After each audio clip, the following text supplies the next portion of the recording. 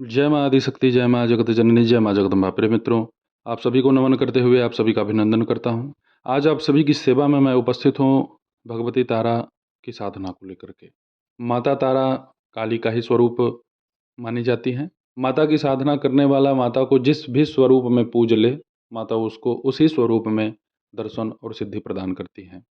इनकी साधना करने वाले की वाणी सिद्ध हो जाती है। भयंकर विपत्तियों से साधक की रक्षा करती हैं और उसे अपनी कृपा प्रदान करती हैं, इसलिए माता को उग्र तारा या उग्र तारिणी से संबोधित भी किया जाता है। माँ तारा और काली में कोई भेद नहीं है। हयग्रीव दानव का वध करने के लिए देवी को नील विग्रह प्राप्त हुआ, जिस कारण वे तारा कहलाईं। शव रूप शिव पर प्रत्यालीढ़ मुद्रा में भगवती आरूढ़ हैं और उनकी नीले रंग की आकृति है तथा नील कमलों के समान तीन नेत्र तथा हाथों में कैंची, कपाल, कमल और खड्ग धारण किए हुए हैं। व्याघ्र चर्म से विभूषित इन देवी के कंठ में मुंडमाला लहराती है।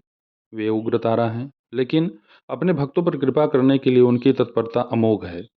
अपने भक्तों के प्रति माता इतनी सहज भाव हो जाती है कि वह अपनी उग्रता भूल जाती है और अपने उस साधक को अपने पुत्र की भांति स्नेह करती है। इस कारण माँ तारा महाकरुणामयी हैं। समुद्र मंथन के समय जब कालकूट विष निकला तो बिना किसी क्षोभ के उस हलाहल विष को पीने वाले भगवान शिव ही अक्षोभ्य हैं और उनके साथ तारा माता विराजमान है। अक्षोभ्य को दृष्टा ऋषि शिव कहा गया है। अक्षोभ्य शिव ऋषि को मस्तक पर धारण करने वाली तारा तारणी अर्थात तारण करने वाली हैं। उनके मस्तक पर स्थित पिंगल वर्ण उग्र जटा का भी अद्भुत रहस्य है। ये फैली हुई उग्र पीली जटाएं सूर्य की किरणों की प्रतिरूपा हैं। इस प्रकार अक्षोभ्य एवं पिंगल वर्ण जटाधारणी उग्र तारा एक जटा के रूप में पूजी जाती हैं। वे ही उग्र तारा शव के हृदय पर चरण रखकर उस शव को शिव बना देने वाले नील सरस्वती हो जाती हैं। सर्वप्रथम महर्षि वशिष्ठ ने भगवती तारा की आराधना की। चैत्र मास की शुक्ल पक्ष की नवमी तिथि की रात्रि को तारा रात्रि कहा जाता है। अब आप सभी के सन्मुख में माता तारा के सात्विक, राजसिक और तामसिक तीनों ध्यान को यहाँ प्रस्तुत करता हूँ। सर्वप्रथम आप सात्विक ध्यान श्रवण करें। श्वेतांबराढ्याम हंसस्थाम मुक्ताभरणभूषिताम चतुर्वक्त्राम अष्टभुजैर्दधानाम कुंडिकाम्बुजे वराभय पाशशक्ति अक्षस्रक पुष्पमालिके शब्दपाथो निधौ ध्यायेत सृष्टि ध्यान मुदीरितम। इसका यहाँ अर्थ है कि सफेद वस्त्र धारण किए हुए हंस पर विराजित, मोती के आभूषणों से अलंकृत, चार मुखों वाली तथा अपनी आठ भुजाओं में क्रमशः कमंडल, कमल, वर, अभय मुद्रा, पाश, शक्ति, अक्षमाला, पुष्पमाला धारण किए हुए शब्द समुद्र में स्थित महादेवी का ध्यान करें। भगवती का राजस ध्यान भी आप श्रवण करें।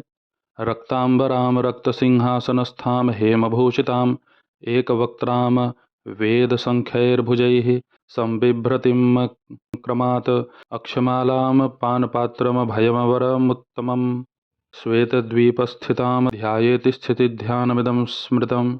अर्थात रक्तवर्ण के वस्त्र धारण किए हुए रक्तवर्ण के सिंहासन पर विराजित, सुवर्ण से बने आभूषणों से सुशोभित, एक मुख वाली, अपनी चार भुजाओं में अक्षमाला, पान पात्र, अभय एवं वर मुद्रा धारण किए हुए श्वेत द्वीप निवासिनी भगवती का ध्यान करें। अब इसके पश्चात तामस ध्यान भी श्रवण करें। कृष्णांबराढ्याम नव संस्थामस्थ्याभरण भूषिताम नववक्त्राम भुजैरष्टादशभिर्दधतीं वरम अभयं परशुं दर्वीं खड्गं पाशुपतं हलं भिन्दिशूलं च मुशलं कर्तृशक्तिं त्रिशीर्षकम्। अर्थात काले रंग का वस्त्र धारण किए हुए, नौका पर विराजित, हड्डी के आभूषणों से विभूषित, नौ मुखों वाले, अपनी 18 भुजाओं में वर, अभय, परशु, दर्वी, खड्ग, पाशुपत, हल, भिंधि, शूल, मूसल, कैंची, शक्ति, त्रिशूल, संहार, अस्त्र, पास, वज्र, खटवांग और गदा धारण करने वाली रक्त सागर में स्थित देवी का ध्यान करना चाहिए। भगवती तारा के साधक को क्रूर कर्मों में संहार, ध्यान, उच्चाटन एवं वशीकरण कर्मों में स्थित ध्यान तथा पौष्टिक एवं शांति आदि कर्मों में सृष्टि का ध्यान करना चाहिए। वशिष्ठ ऋषि ने लंबे समय तक भगवती तारा की उपासना की, लेकिन उन्हें जब सिद्धि प्राप्त नहीं हुई तो अंत में उन्होंने क्रोधित होकर के देवी को श्राप दिया। परिणाम स्वरूप यह विद्या फल प्रदान करने में असमर्थ हो गई। कुछ समय पश्चात क्रोध शांत होने पर ऋषि ने इसका शापोद्धार प्राप्त किया। शापोद्धार करते समय तारा बीज त्रिंग में सकार का योग करने से इसका शाप दूर हो जाता है। तभी से यह विद्या वधु के समान यशस्विनी हो गई और भगवती तारा का यह बीज मंत्र त्रिंग वधु बीज कहलाने लगा।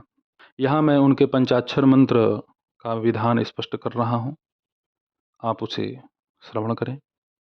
विनियोग ओम अस्य श्री तारा मंत्रस्य अशोभ्य ऋषि बृहति छंदः तारा देवता ह्रीं बीजम ओम शक्ति आत्मनो अभीष्ट सिद्ध्यर्थम तारा मंत्र जपे विनियोगः। यहाँ यह भी स्मरणीय है कि भगवती तारा उग्र विपत्ति से साधक का उद्धार करती हैं, इसलिए उन्हें उग्र तारा कहा जाता है। अतः इस प्रकार के प्रयोग करते समय जब विनियोग करें तो होम बीज तथा फट शक्ति का प्रयोग करें। उस समय ह्रीं बीज होम शक्ति का प्रयोग नहीं करना चाहिए। अब ऋष्यादिन्यास श्रवण करें। ओम अक्षोभ्य ऋषे नमः शीर्षि, ओम बृहति छंदसे नमः मुखे, ओम तारा देवताय नमः हृदि, ओम ह्रीं बीजाय नमः गुह्ये, ओम हुम शक्तये नमः पादयो, ओम स्त्रीं कीलकाय नमः सर्वांगे। अब करन्यास। ओम ह्रां अंगुष्ठाभ्याम नमः, ओम ह्रीं तर्जनीभ्याम नमः, ओम ह्रूं मध्यमाभ्याम नमः, ओम ह्रैं अनामिकाभ्याम नमः, ओम ह्रौं कनिष्ठिकाभ्याम नमः, ओम ह्रः करदलगर्भिष्ठाभ्याम नमः। अब इसके पश्चात माता तारा का आप पंचाक्षर मंत्र श्रवण करें। ओम ह्रीं स्त्रीं हुम फट। माता तारा के मंत्र का आप रुद्राक्ष के माला या स्फटिक के माला पे जप कर सकते हैं। नित्य इस मंत्र का आप 3000 से लेकर के 11000 तक की संख्या में जप कर सकते हैं। इस मंत्र को जप करते समय आप कुश के आसन का प्रयोग कर सकते हैं या लाल ऊन का कंबल हो उस पर भी आप जो है बैठ सकते हैं।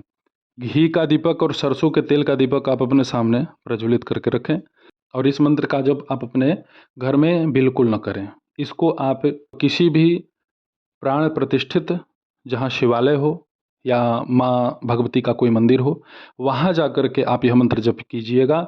अपने घर में इस मंत्र का जप प्रारंभ करना नहीं चाहिए, क्योंकि इस मंत्र में इतनी उग्र शक्ति समाहित है कि अगर इसका आप अपने घर में सीधे जप करना शुरू कर देंगे तो इसका आपको बहुत बड़ा दंड भी भोगना पड़ सकता है। बहुत लोगों की स्थिति खराब हो सकती है। बहुत लोग इस मंत्र की शक्ति को झेल नहीं पाते। अगर आप साधक हैं, आप अपनी साधना कर रहे हो, घर में कोई अस्वस्थ हो तो उसकी मृत्यु तक संभव है।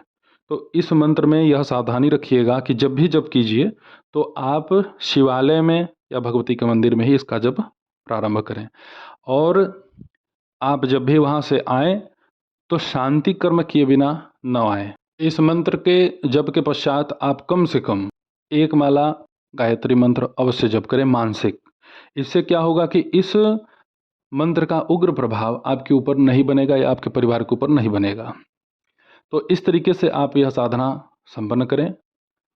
जब संपन्न हो तो उसी समय एक अनार को आप चाकू से खड़ा ही उसे काट दें और उसे किसी तालाब में प्रवाहित कर दें। इस कर्म को आपको प्रत्येक दिन करना है या एक नींबू को ही आप काटें, क्योंकि बलि आपको अवश्य प्रदान करनी है। तो जो गुरु हैं आपके, गुरु से मार्गदर्शन अवश्य लीजिए और जैसा मैंने बताया है वैसा अगर आप साधना करते हैं तो आपको डरने की कोई आवश्यकता नहीं है, लेकिन नियम का पालन बहुत बारीकी से कीजिएगा। और यह साधना अगर आप इस मंत्र को 2 लाख की संख्या में पहुंचा लेते हैं तो इस पूरे धरातल पे कोई भी माई का लाल कितना भी बड़ा तांत्रिक क्यों न हो, आपके विषय में क से लेके ग तक जो कहते हैं कि मैं सब बता दूंगा, आपके विषय में क भी नहीं बता पाएगा। माता का इतना बड़ा आपके ऊपर प्रभाव रहेगा। तो अभी आपके सन्मुख मैंने जो ये साधना संपन्न किया है, आप इसका जप करें। अब अगले वीडियो में मैं आपको माता तारा का कवच और स्तोत्र यह उपलब्ध कराऊंगा। तब तक आप सभी अपना ध्यान रखें, सुखी रहें, स्वस्थ रहें। जय माता दी, हर हर महादेव।